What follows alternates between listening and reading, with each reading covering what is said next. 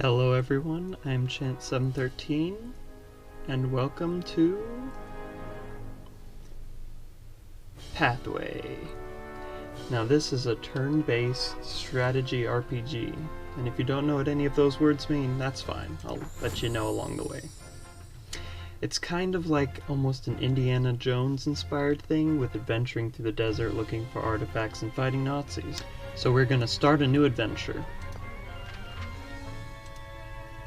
Alright, so the first adventure, A Friend in Need. The briefing is Casablanca, Morocco. You receive a desperate plea for help. Your old friend, Morton, has been abducted by the Nazis and taken to the Moroccan desert. You decide to travel to North Africa immediately to find Morton before the Germans execute him. Alright, and then there's about 5 other chapters as well. I believe they get longer and longer each one, and more difficult, as you can see here. You can also customize the outcome of the game as well, like how much enemies there are, how much loot you start out with, and how difficult the starting value is. But we're just going to start regular.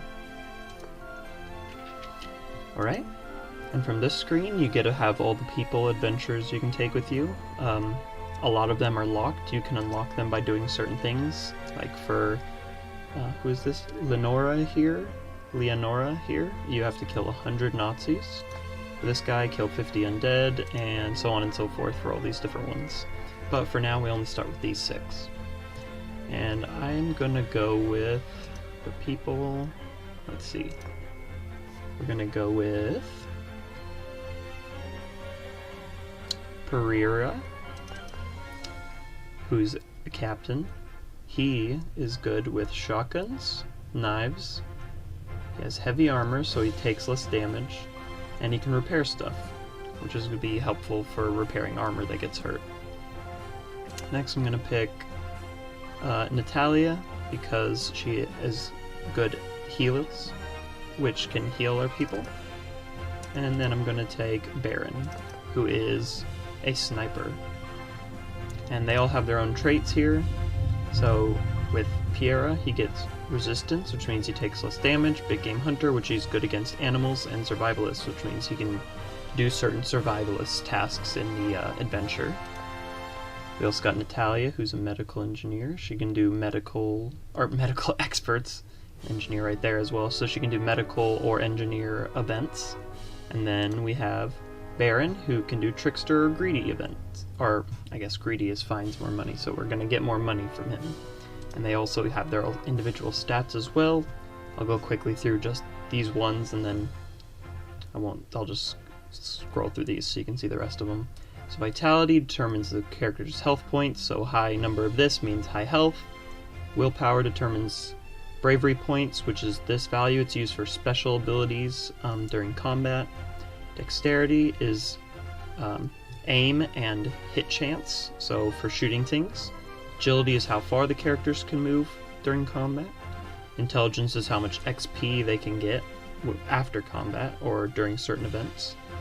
Reflexes is their chance to evade, so when someone shoots at them, it's their chance of, if it would hit them, for them to dodge instead. And then endurance is the last one, and it's how many turns a character can be knocked out, how long they can stay alive when they're knocked out, like when their health goes to 0, how many turns they can last on the ground.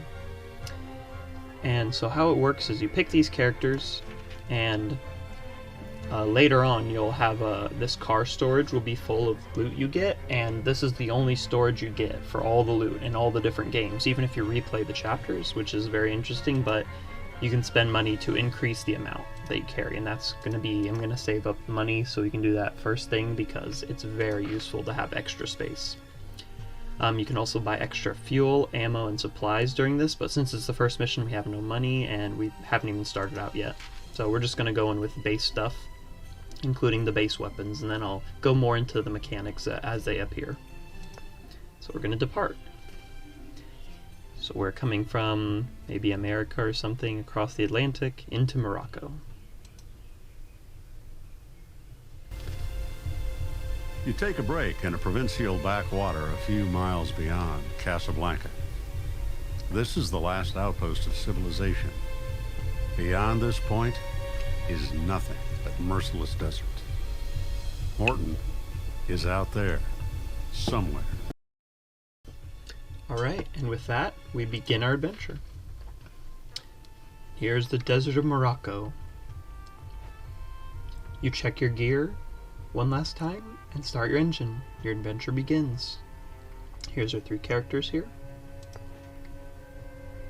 Right, blah blah blah. I'll teach you. You don't have to read the tutorials.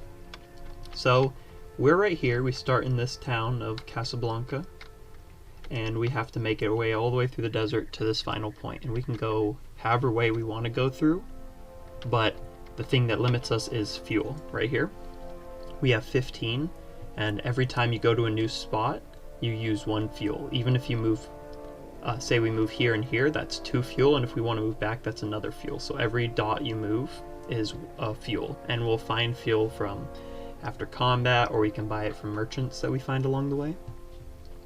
The next thing is also ammo, which it will be used to resupply guns, so you have a limited amount of ammo for like reloading and shooting, so you have to be careful of that. And supplies, which are used for medkits, grenades, and repairs, anything like that. And those will be very useful to make sure people stay healthy. Alright, so I'm just going to pick the first place to go, and we're going to go down. Alright, somewhere in the desert. The buildings ahead of you are part of a simple supply station, Nomad. Fuel is no problem, if you can pay for it. Okay, we don't have a lot of cash, and we have a lot of fuel, so I'd say we don't buy any fuel right now. We might come to bite us in the butt later, but we'll see. Alright, let's go this way. Guys, the long-gone cold campfire gives you reason to stop and take a deep breath. Not wanting to waste time, you depart again. Alright, someone's here. Yes, I know about the inventory, so you can pull it up at any time to look through it and see your people and stuff like that. Alright, next location. A temple. You are startled by a loud, exciting shouts. You approach the source of commotion and spot a large detachment of soldiers entering the desert temple. You wait a few minutes and then follow them. You came across them again in the central hall of the temple. They still have not noticed you. So we can ambush them or leave this place unseen. So when you ambush people or surprise them, you actually get to move and do your actions before the combat starts. And I'll take this opportunity to show you that, because combat is the other big part of this game. Right, so we have the advantage in the planning phase. So we get a place, whenever combat starts, you get to place your 3 or however many characters you have into these green spaces anywhere you want. And when we have the advantage, I believe we also get to move first once we place them. So I'm going to have a look around. We've got 2 Nazi troopers, 2 snipers, a shock trooper, and 2 dogs. So the Nazi troopers, yeah, they don't have armor, so they might be easy to take out. Snipers don't either. The only ones with armor here are the shock trooper, and he's over there. He's got a shotgun, so he has to get up close. Snipers, they can stay far. Nazi troopers, medium range, and then the dogs are going to come up close to try to get us. But you can see there's a dog here already and a dog up there, and this guy's good at dealing with animals, so I think I'll put him right there. And these little marks here are to show you what cover you get. So the shield is half cover, half body cover, which means it gives you pretty good defense against someone shooting from the opposite way. So say that the shield is on this side of the block, anyone shooting from this side towards this area would have disadvantage on hitting you.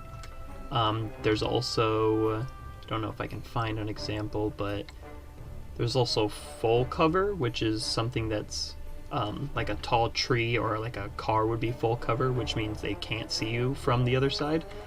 And then there's these walls, which mean that no one can shoot you from there.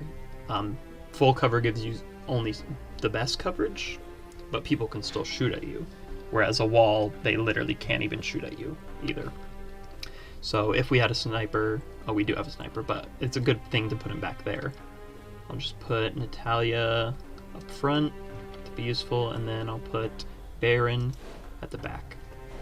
Alright, So now his first is this guy. So I think I'm gonna move him up one, and then shoot at the dog. Since the dog's not in cover, it's 100% chance of hitting. Also, you notice the red area, that's how much range he gets with the shotgun. So we're gonna blast. Alright, so we got the dog. Sorry, it was a Nazi dog, we had to put it down. Alright, so her range is better than a shotgun's range. She has a good chance of hitting him. I'd say I'm gonna move her down. This is better cover. And she can shoot out from behind this cover. They peek out so they can hit. Nice. Good damage. Oh, that's one of the snipers. Oh, he's in a bad position since he's so close. Oh, dang. So he can't actually see the sniper from there, so that's pretty bad. Okay, I'll have to move him up in order for him to actually have a chance of shooting someone. Alright. And he has a major range with the sniper rifle. So this will take him out. There we go, first blood, kill a Nazi. We did it. Nazis are no more. Alright, then we end our turn and we see what the enemy does. Oh wow, a lot of their troops are in the very far back. I guess we did get him by surprise. Yeah, so he went to the right of that cover, so there wasn't anything to protect him from getting shot at. Oh, here comes the dog. It's gonna attack. Alright, and you see that damage number, the 9 was white and the 2 was blue. Armor helps block some of the damage, as you can see by right here. So now he's down to 16 of his 20 armor. It helped reduce the damage that he took. Before the other trooper shot, it only did 2 armor damage because the armor was so good, but with melee, it ignores armor, and the dog meleeed us. But, unfortunately for the dog, he also has a melee as his ability, so we're gonna go for it. Unfortunate. It didn't get him. How much can this dog walk? Okay, so that's where the dog can go. It's very fast. I'm gonna go right here to guard the sniper, just because I have more armor than him. Or that character has more armor than him. Okay, is there anywhere we can put her where she'll be safe and can shoot at both of these? Oh! Yeah. We'll move her further up, right here. And then we'll use one of her abilities. It's called Double Shot. You can attack 2 targets for 2 ammo cost. And it'll cost bravery, which we have 3 of 3 right now. And you get it back from killing enemies or during doing certain actions. So we're gonna double shot the dog for a very likely chance to hit. And then we'll double shot the Nazi trooper just because they don't have any armor and it might do more damage. Very nice. Alright. So now our sniper is here. Can't see anyone again. Okay, everyone's kind of up. So if I move him here, you can see both of them. What has he got? 100% chance or 60% chance. So we can kill this guy outright, but only 60%. Or we can start beating away at this guy. Oh, that's not a lot of damage though. We can save him for Pieria. How do you say that? Pieria. Sure, we'll save it for the captain, we'll call him. The captain, he can go up and stab him. So, honestly, I think I'll take the chance here with the shooting the Nazi trooper. Dang. Unfortunate. Alright, everyone goes, everyone has a checkpoint. So, in my turn. Let's see what they do.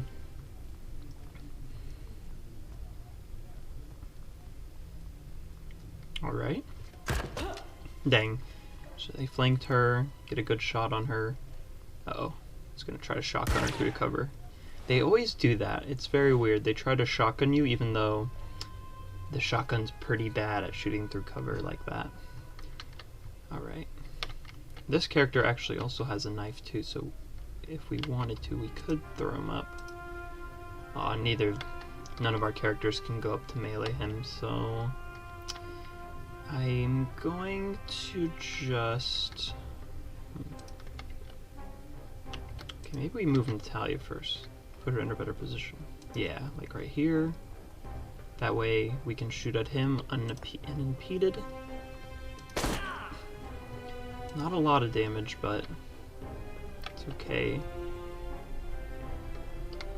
Now the question is, do we run Piera over there? Or... Okay, I think we should run him over here to deal with this guy, because he's so low. Shotgun blast, 100%. Yep, guaranteed dead. Alright. Now I'll move him right here, and we're going to actually use one of his abilities that uses bravery. And that one's called Ambush.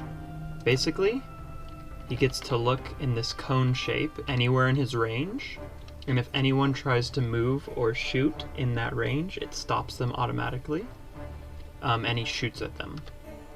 And I don't know if it's a guaranteed hit, but it's definitely happens a lot. So now, if he tries to move, or if this character tries to move in the range, they will get got. Alright, everyone's good. Only got 3 people left.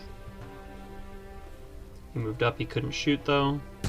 Not enough range. Yep, he tried to do something. Perfect. He moved right up into range, so we can run our sniper up. He doesn't have any ammo anymore, but we don't need ammo where we're going.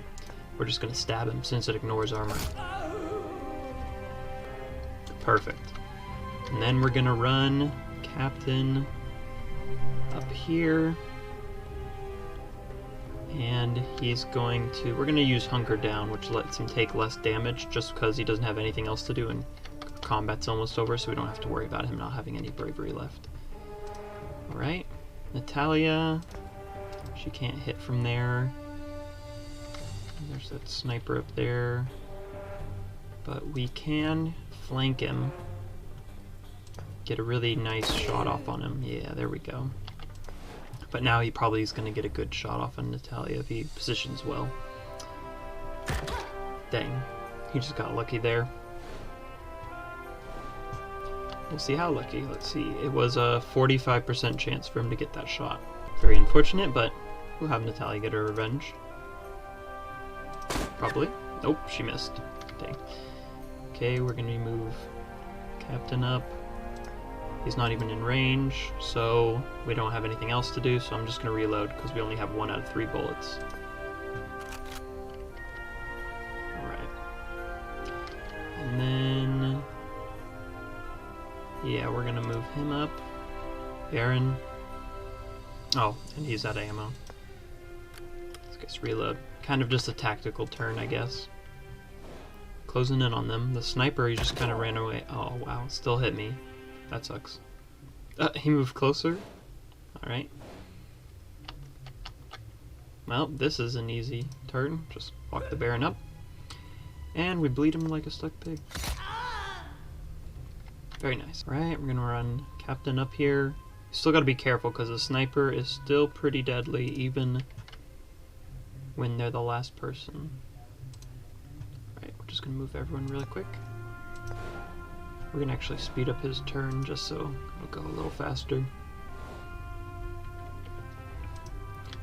Okay, I think we can finish him off with the Captain.